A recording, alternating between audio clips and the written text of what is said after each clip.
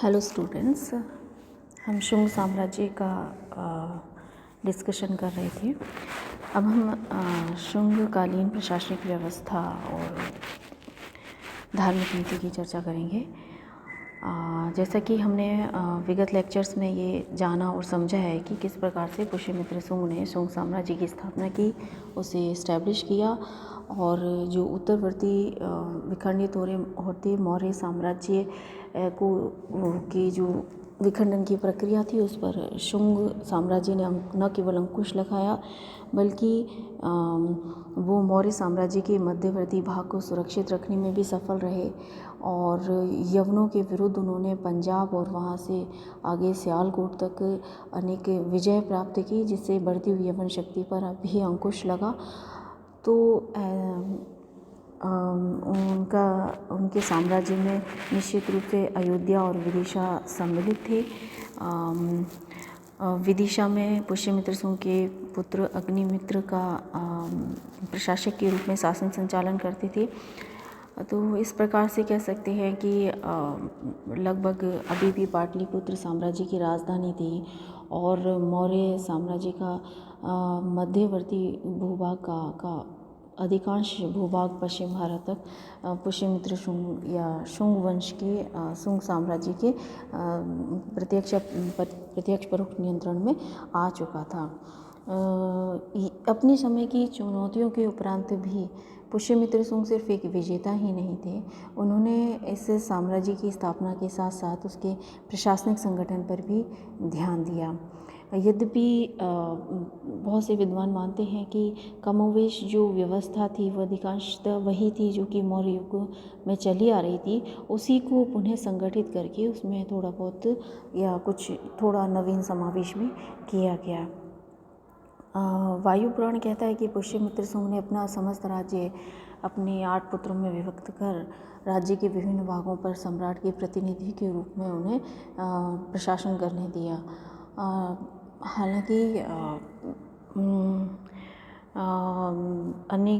अनेक तत्कालीन साहित्यिक साक्ष्य ये स्पष्ट करते हैं कि साम्राज्य के विभिन्न भागों में राजकुल से संबंधित व्यक्तियों को राज्यपाल नियुक्त करने की परंपरा का पालन किया जा रहा था और वो शहर शासक के रूप में इन क्षेत्रों की प्रशासनिक व्यवस्था को संभालते थे। जैसा कि मालवी का अग्निमित्र कहता है कि अग्निमित्र विदिशा में उपराजा के रूप में कार्य करते थे, या अयोध्या लेख से यह स्पष्ट होता है कि धनदेव कौशल राज्य के राज्यपाल के रूप में कार्य करते थे। उसी प्रकार से राजकुमार सेना का भी संचालन करते थे। तो मालवी का अग्निमित्र ने अमात्य परिषद और महाभाष्य में भी सभा का उल्लेख हुआ है। यह लगभग मौर्यकालीन मंत्री परिषद के समान ही थी। शासक पाटलिपुत्र से साम्राज्य पर नियंत्रण रखते थे, लेकिन सभा मंत्री परिषद और शासक के शासनकाल की वैसी विस्तृत जानकारी हमारे पास नहीं है जैसे कि हमें मौर्य काल के संबंध में मिलती है। वह फिर भी पतंजलि और कालिदास की रचनाओं से प्रशासन मंत्री परिषद और राजा की प्रशासनिक व्यवस्था की थोड़ी बहुत जानकारी मिलती है। राजा के साथ साथ युवराजों की भी अपनी परिषद होती थी जो आवश्यक विषयों पर उन्हें मंत्रणा देती थी। ऐसा प्रतीत होता है कि पुष्यमित्र शुंग ने मोटे रूप से मौर्य प्रशासनिक व्यवस्था को ही बनाए रखा। सेना के गठन पर विशेष ध्यान दिया गया होगा क्योंकि सामरिक चुनौतियां उनके समय में अधिक थीं और उन चुनौतियों का सामना करने के लिए सैन्य संगठन का मजबूत होना अधिक आवश्यक था। और उनकी यवनों के प्रति उपलब्धियों को देखते हुए ये स्पष्ट हो ही जाता है कि उन्होंने सैन्य संगठन को अधिक महत्व दिया होगा।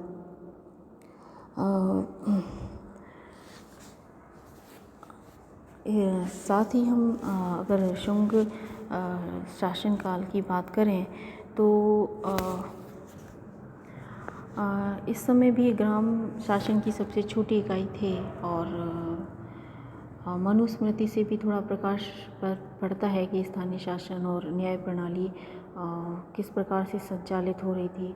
हालांकि अभी मौर्यकालीन केंद्रीय नियंत्रण में शिथिलता आ गई थी, क्योंकि मौर्यकाल में जो केंद्रीकृत प्रशासनिक व्यवस्था दिखाई देती है वो पुष्यमित्र शुंग के शासनकाल में संचालित करना युद्ध भी थोड़ा मुश्किल था, तथापि कमोबेश उसी व्यवस्था को बनाए रखने का प्रयत्न किया गया।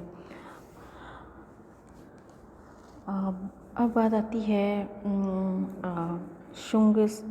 शुंग शासकों की धार्मिक नीति की। धार्मिक दृष्टिकोण से भी पुष्यमित्र शुंग का शासनकाल अधिक महत्वपूर्ण था। अनेक इतिहासकार मानते हैं कि उनके समय में ब्राह्मण धर्म का पुनरुत्थान हुआ और वैदिक धर्म का महत्व बढ़ा। पुष्यमित्र शुंग ने स्वयं वैदिक धर्म की शिष्टता स्थापित करने का प्रयत्न किया। उन्होंने जैसा कि अभिलेखों से अयोध्या अभिलेख से स्पष्ट होता है कि उन्होंने अश्वमेध यज्ञ करवाया और अश्वमेध यज्ञ के दौरान पतंजलि ने उनके राजपुरोहित का कार्य किया। लेकिन चाहे शुंग शासक वैदिक या ब्राह्मण धर्म के संरक्षक के रूप में रहे हों, तथापि इस काल में ये नहीं कहा जा सकता कि बौद्ध धर्म का पतन हुआ या बौद्ध धर्म के अगेंस्ट कोई कार्य किया गया। अपितु इस काल में अनेक बौद्ध स्तूपों, भरूच के प्रसिद्ध स्तूप का निर्माण किया गया। सांची बौद्ध गया स्तूप की वेदिकाएं भी शुंग काल में बनी है और अनेक बौद्ध धर्म इस काल में भी फ्लरिश हो रहा था। ये कह सकते हैं कि शासकीय आस्था या शासकीय जो अपनी व्यक्तिगत आस्थाएं थी वो अवश्य बदली और शासकों ने अपनी व्यक्तिगत आस्थाओं के अनुरूप अनेक धार्मिक क्रियाकलापों क्रियाविधि को बढ़ावा दिया। लेकिन आमतौर पर समाज या सामान्य जन में जो धार्मिक विचार प्रचलित थे वो अभी भी उसी प्रकार थी जैसे मौर्य काल में सभी अपनी अपनी धार्मिक विचारों का, आध्यात्मिक विचारों का, अपनी संस्थाओं का, संगठन का उसी प्रकार से प्रचार प्रसार कर रहे थे जैसे कि इससे पूर्व हो रही थी। तो ऐसे में हम कह सकते हैं कि धार्मिक रूप से प्रत्येक धर्म और प्रत्येक आस्थाएं और प्रत्येक विश्वास जो था वो शुंग काल में भी पूरे तरीके से फ्लरिश हो रहा था, पूरे तरीके से आगे बढ़ रहा था। और शुंग राज्य के महत्व की हम बात करें तो प्राचीन भारतीय इतिहास में अनेक प्रकार से शुंग शासन का विशिष्ट स्थान सिद्ध होता है। शुंगों ने मौर्य साम्राज्य के विघटन के पश्चात भारत के एक बड़े भूभाग में पुनः राजनीतिक एकीकरण और स्थायित्व कायम करने का प्रयत्न किया। हालांकि वो उन सीमाओं को या उस एकीकरण को उस सीमा तक नहीं कर पाए जो कि मौर्य शासकों ने किया था। फिर भी उन्होंने मौर्य साम्राज्य के अवशेषों पर एक ऐसे राज्य की स्थापना की जो उनकी मृत्यु के पश्चात भी आधी शताब्दी से अधिक समय तक अस्तित्व में बना रहा और यवनों की शक्ति पर जो अंकुश उन्होंने लगाया और मध्य भारत में उन्हें अपनी शक्ति का विस्तार करने से रोका। ये भी एक बड़ी उपलब्धि है उनके समय में। उन्होंने यूनानियों के साथ भी एक प्रकार से शांति और समझौते की नीति का परिपालन किया। तो दूसरी ओर जो अपना जो नियंत्रण और अप्रत्यक्ष और प्रत्यक्ष नियंत्रण वाले भूभाग था वहाँ साहित्य, कला, धर्म सभी क्षेत्रों में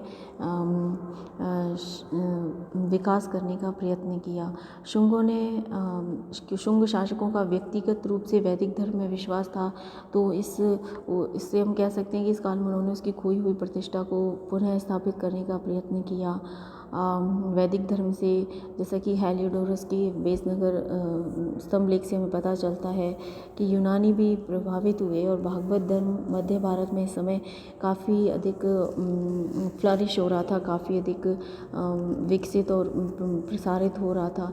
लोगों की आस्था उसमें बढ़ रही थी।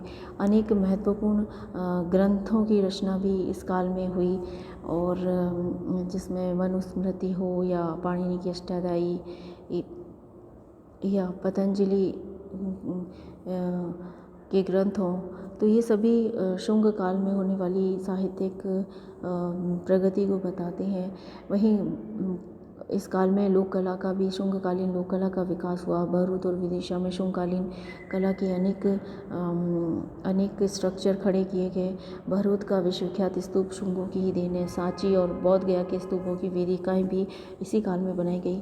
तो इस प्रकार से हम कह सकते हैं कि भारतीय इतिहास में शुंग साम्राज्य का इतिहास अनेक दृष्टिकोण से महत्वपूर्ण है और अपने समय की चुनौतियों को देखते हुए निश्चित रूप से शुंग शासकों ने एक भारतीय इतिहास में राजनीतिक और प्रशासनिक व्यवस्था कायम करने की कोशिश की। बाह्य आक्रमण की चुनौतियों का सफलतापूर्वक सामना किया और साथ ही साथ आंतरिक रूप से सुचारू व्यवस्था और शांति का वातावरण देने और समाज और संस्कृति के विकास में अपना योगदान दिया। नेक्स्ट हम शुंगकालीन संस्कृति की बात करेंगे। थैंक यू, धन्यवाद।